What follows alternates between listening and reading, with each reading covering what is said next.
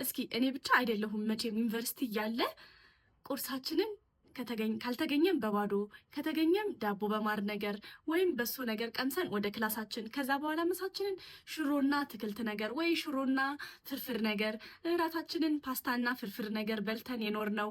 እንደው ደሞዝ የተላከልን ቀን በ15 ቀንም በወርም አንዴ ወተን ከተማ ፒዛ ምናምን እየበላን የነበር ነው። እኔ ብቻ አይደለሁም። ምንድነው የዚህ ዘንድሮ የግቢ ተማሪ እንዴ? ቁርሳቸውን ቺክን ራፕ በልተው ምሳቸውን ቻኖሪ በልተው እራታቸውን ሱሺ እንዴ? እኔ እኮ ደሞዝተኛ ሆኜ ራሱ በቀን እንደዚህ እኮ አይሆንም። ስንት ብር ነው የሚላክላችሁ? ተማሪ ናችሁ ለማንኛውም ወይስ ባለሀብት ናችሁ እንዴ? እንዴ ትምህርት ቤት እንዴ ግቢ፣ አረ ግቢ፣ አረ እባካችሁ የሆነ ነገር በሉ።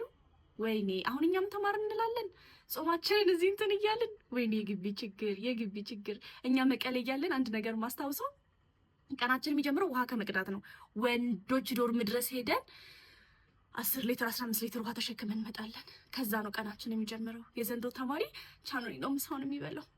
ማለት ሪያሊቲ ኦፍ ዘ ላይፍ ነው ደግሞ ያሉን። ቪዲዮ ልዩት፣ ሪያሊቲ ኦፍ አወር ላይፍ ነው ያሉን። በየቀኑ እንደዚህ ነው የሚበሉት እነሱ። ምንድን ነው የሚሻለው? እሺ አሁን እንዴ